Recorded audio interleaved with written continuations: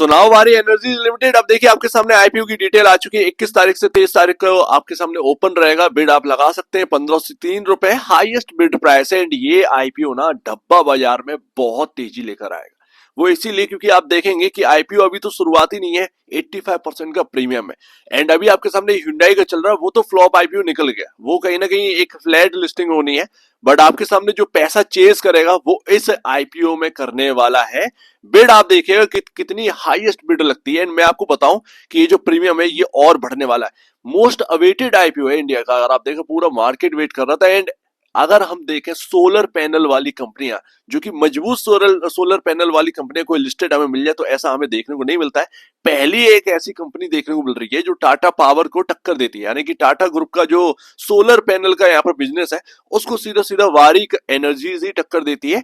And वो listing होने वाली है। पहला यहाँ पर क्वालिटी स्टॉक आपके सामने आने वाला है। सो बेसिकली पहला सवाल यही है कि शेयर होल्डर कोटा है या नहीं है, क्योंकि अगर आप देखें वारी एनर्जीज जो कि ग्रुप की कंपनी है एंड यहाँ पर आपके सामने ऑलरेडी वारी रिन्यूएबल टेक्नोलॉजीज यहाँ पर लिस्टेड है एंड वारी टेक्नोलॉजीज भी लिस्टेड है। तो क्या शेयर होल्डर कोटा है? यहाँ पर ना कुछ दिखा नहीं रहा है। शेयर होल्डर कोटा होता तो यहाँ पर जरूर यहाँ पर दिखा रहा होता है, अदरवाइज यहाँ पर नहीं दिखा रहा है तो नहीं है शेयर होल्डर कोटा। बट होना चाहिए था, होना चाहिए था। शायद आपके सामने जब स्टार्टिंग हो आईपीओ के लगने की तो शायद डिटेल यहाँ पर आ जाए, पॉसिबल है, बट उसके चांसेस बिल्कुल बहुत लो है। अभी अगर आप देखेंगे तो प्राइमरी ऑब्जेक्ट समझते हैं कि क्या होने क्या वाला है। 4321.44 करोड़ का इश्यू साइज है एंड फ्रेश इश्यू यहाँ पर किया जा रहा है 3600 करोड़ रुपए का। ठीक है, ओएफएस के जरिए शेयर भी हटाए जा रहे हैं, 48 लाख शेयर हटाए जाएंगे एंड उससे यहाँ पर जुटाया जाएगा ओएफएस के जरिए 721.44 करोड़ रुपए। अब आपको पता होना चाहिए क्योंकि मोस्ट अवेटेड आईपीओ है एंड अगर किसी के हाथ में लग जाता है तो इसकी यहाँ पर जो है स्ट्रेटेजी क्या होने वाली कंपनी की, तो ये पैसा कहां पर खर्च करेंगे ये आपको पता होना चाहिए। तो सबसे पहले तो ये खर्च करना चाहते हैं जो भी फाइनेंस कॉस्ट बैठे 6 gigawatt ingot wafer solar cell and solar PV module manufacturing facility जो कि ओडिशा में लगने वाली है, उसको फैकल्टी को लगाने में जितना भी पैसा खर्च होगा उसमें ये खर्च करना चाह रहे हैं, जो कि ओएफएस के जरिए जुटा रहे हैं या फिर कह सकते हैं फ्रेश इशू यहाँ पे जुटा रहे हैं। दूसरा जनरल कॉर्पोरेट पर्पस में यहाँ पर खर्च करेंगे। अब जो भी हो, कर्ज हो या वगैरह वगैरह, उसको कम करने में जो है खर्चा आने वाला है, उसके लिए यहाँ पर पैसा यूज किया जाए। लेकिन यहाँ पर जो भी पैसा जुटा रहे हैं वो कंपनी में खर्च हो रहा है। ऐसा नहीं है कि जेब में रख लिया एंड प्रमोटर निकल गए। तो ये बहुत ही इंपॉर्टेंट बात है नोट करने वाली, जो आगे के लिए लॉन्ग टर्म के लिए अगर किसी को मिल जाता है आईपीओ एंड होल्ड करते हैं तो उनके लिए ये पॉइंट मस्ट है। अब कंपनी के बारे में जरा समझते हैं। तो देखिए मैं आपको बता दूं, वारी एनर्जीज को अगर आपको समझना है ना तो यूट्यूब पर आपको वारी एनर्जीज के कुछ आपको देखने को मिल जाएगा, मटेरियल देखने को मिल जाएगा। कंपनी का खुद बताना है कि उनके पास जो टेक्नोलॉजी है वो चाइना से भी बेहतर, चाइना से भी बेहतर, तो वो कॉम्पीट कर रहे हैं इंडिया के अंदर। एंड जो चाइना का यहाँ पर जो माल आ रहा था इंडिया के अंदर, यानी कि इंपोर्ट जो कर रहे थे, उससे बेहतर है इंडिया का यहाँ पर प्रोडक्ट। ये एक सबसे बड़ी बात है जो कि नोट करने वाली है। दूसरा, टाटा के बाद अगर किसी का नाम आ रहा है फोटोवोल्टिक में, यानी कि सोलर पैनल में, तो वो सिर्फ और सिर्फ वारी एनर्जीज का नाम है और किसी का नाम नहीं है। विक्रम सोलर है एंड बहुत सारे जो कंपनीज है वो देखने को मिलती है, बट वो लिस्टिंग नहीं है, लिस्टेड नहीं है। हमारे मार्केट में क्या है, किल्लत है ऐसी कंपनियों की जो कि क्वालिटी वाली हो, एंड वो हमारे सामने है।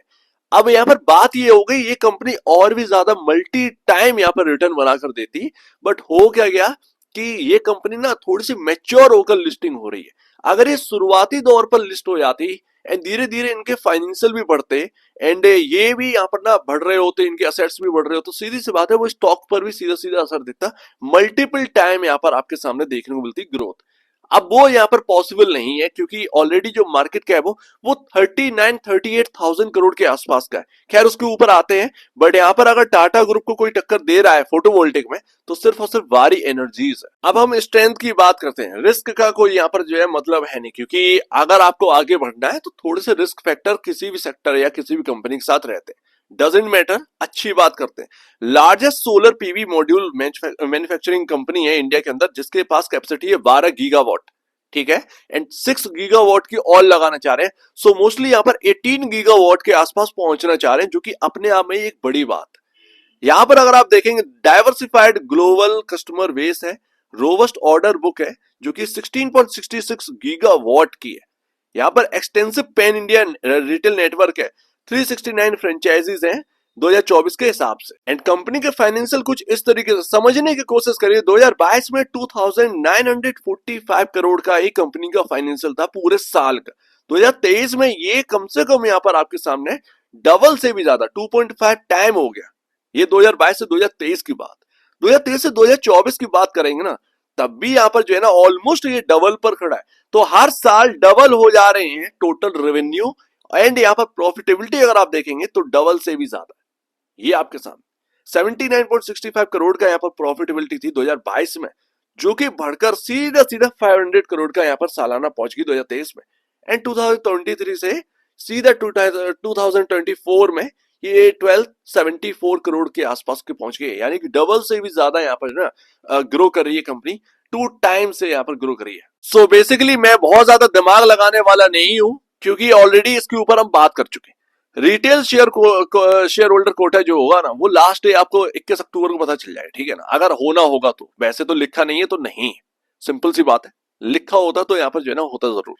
मेरा कहना यही है कि ज्यादा सोचना नहीं है, जिसे आईपीओ में गेन चाहिए वो इस आईपीओ की तरफ देखे, ठीक है। बट मैं आपको बताऊं कि 36 से 37,000 करोड़ का market cap pre IPO valuation है ये आपकी, प्री आईपीओ। उसमें मैंने ओएफएस नहीं जोड़ा है, अभी ओएफएस का नहीं जोड़ा है। बट मैं आपको बताऊं 37,000 करोड़ 38,000 करोड़ के आसपास का है। तो जस्ट डबल यहाँ पर ना आपका जो प्रीमियम दिखा रहा है 85% का, जस्ट डबल बता रहा है, ठीक है ना। समझ जाइए, मतलब लमसम जो मार्केट कैप जब लिस्ट होगा, अगर 100% के साथ लिस्ट होता है तो लमसम 80,000 करोड़ के आसपास के मार्केट कैप के साथ लिस्टिंग होगी वारी एनर्जीज की, जो कि ठीक भी है। लेकिन हाँ, महंगी भी हो चुकी होगी, वैल्यूएशन जो है ना वो महंगे हो चुके होंगे। कुछ दिन तक लिस्टिंग के बाद ये थोड़ा सा यहाँ पर ना आपको अपसाइड दिखा सकता है।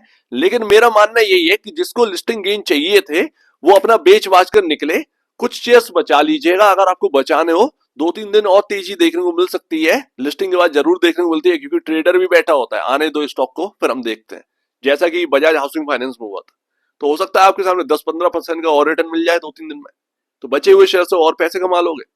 और अदरवाइज यहाँ पर बेच लेना, सीधी सी बात है, सीधी सी बात है। यहाँ पर किसी को नहीं चाहिए तो वो बेच लेना। लेकिन हाँ, 2-3 दिन में अपना पूरा माल जो है ना वो बेच बाच के निकल जाना, ये क्लियर बात है।